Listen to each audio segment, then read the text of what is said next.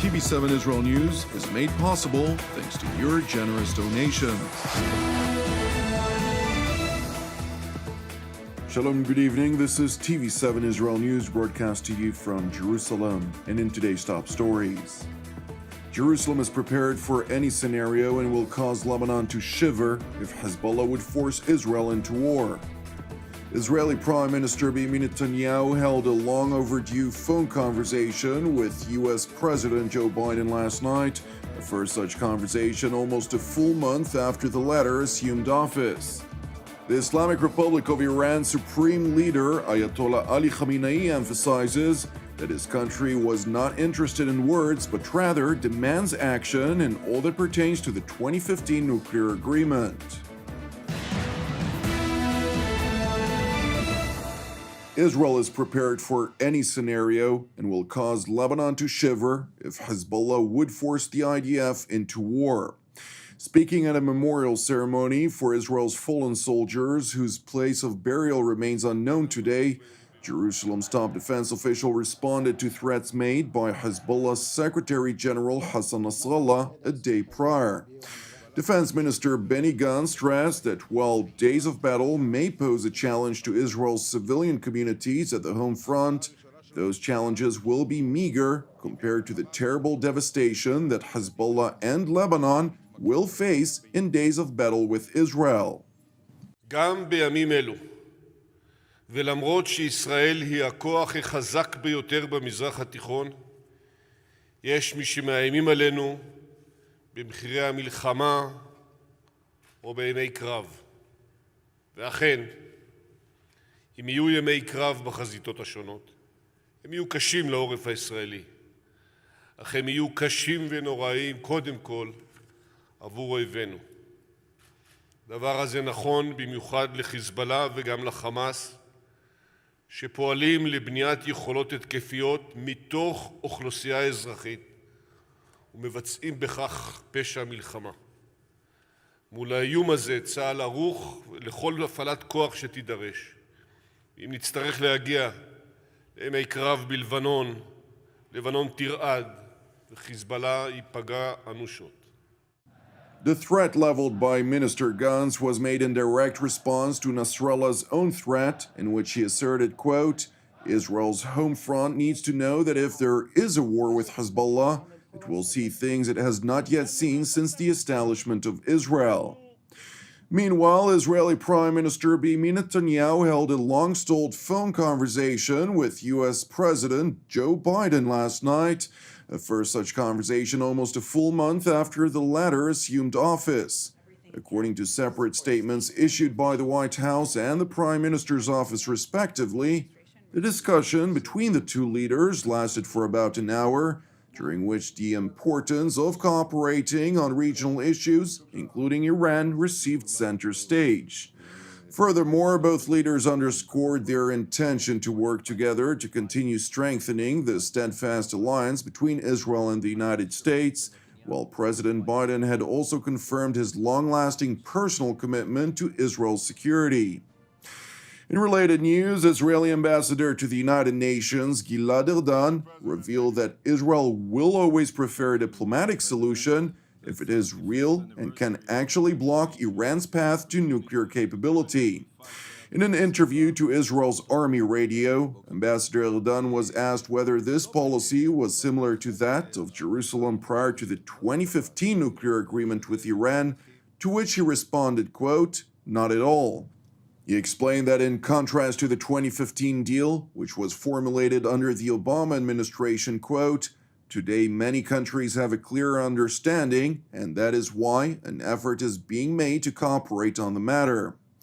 Meanwhile, in Tehran, the Islamic Republic's supreme leader Ayatollah Ali Khamenei emphasized that his country was not interested in words, but rather demands action, after Iranian President Hassan Rouhani received a phone call from German Chancellor Angela Merkel, in which she stressed Berlin's concerns over Tehran's non-compliance under the JCPOA and emphasized her hopes to see the Islamic Republic return into compliance.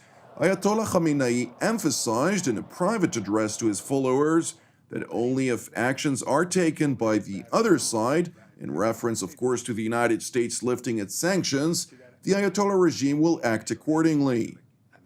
بگم ما حرف و وعده خوب خیلی شنیدیم که در عمل اون حرفها و وعده‌ها نقض شده و ضدش عمل شده. حرف فایده نداره، وعده فایده نداره. این دفعه فقط عمل از طرف مقابل ببینیم، ما هم عمل خواهیم کرد. In response to the unwavering position voiced by Ayatollah Khamenei, who is the ultimate decision maker for the Islamic Republic, International Atomic Energy Agency Director General Rafael Mariano Grossi is scheduled to visit Tehran on Saturday to try and foster an agreement allowing the continuation of the agency's inspections and verification activities in the country, regardless of political developments. It is important to explain that according to Iranian legislation, the Islamic Republic is expected to thwart IAEA inspectors from receiving access to its nuclear program by the 21st of February. Nevertheless, the United States is seemingly unimpressed by this law, which is regarded as a hollow threat. Of course, we are aware of Iran's threat to cease the provisional application of its additional protocol obligations, as well as other inspections provided for under the 2015 deal, the JCPOA. This, of course, comes on top of other steps Iran has taken that go beyond what the JCPOA allows in terms of limits on its nuclear programs. The good news, of course, is that all of these steps are reversible, and the path for diplomacy remains open. And I would say that as we and our partners have underscored, Iran should reverse these steps and refrain from taking others that would impact the IAEA assurances on which not only the United States, not only our allies and partners in the region, but the entire world relies. Iran should provide full and timely cooperation with the IAEA. Price went on to highlight Washington's position, which is left unchanged. Of course, the proposition that you have heard from this podium, that you have heard from the President of the United States, that you have heard from Secretary Blinken, it of course remains on the table. If Iran resumes its full compliance with the deal, we will do the same. Importantly, as you have also heard us say, that the deal for us, it is a floor, it's not a ceiling. And we want to go beyond the 2015 deal, lengthen and strengthen it, and build on it with follow-on arrangements to address other areas of concern when it comes to our relationship with Iran, and concern that our allies and partners share, including Iran's ballistic missile program. Turning to Turkey, where special police forces detained a female member of the Islamic State and her two little children who were trying to illegally cross into Turkey from Syria earlier this week. And while this type of illegal infiltrations is somewhat of a common occurrence, attempted by members of the Islamic State after the terror organization's relative defeat, the referred to female held in her possession passports from both New Zealand and Australia.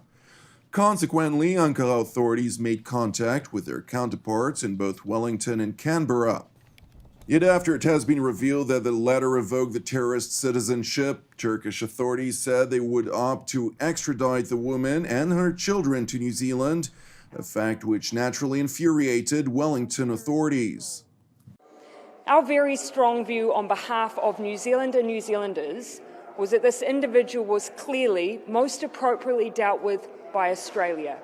That is where their family resides, that is where their links reside, and that is the place from which they departed for Syria.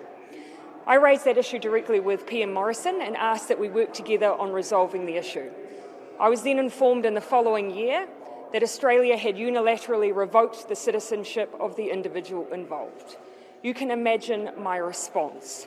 Since that time, we have continually raised with Australia our view that their decision was wrong. We continue to raise that view. My concern, however, now is that we have a situation where someone is now detained with two small children.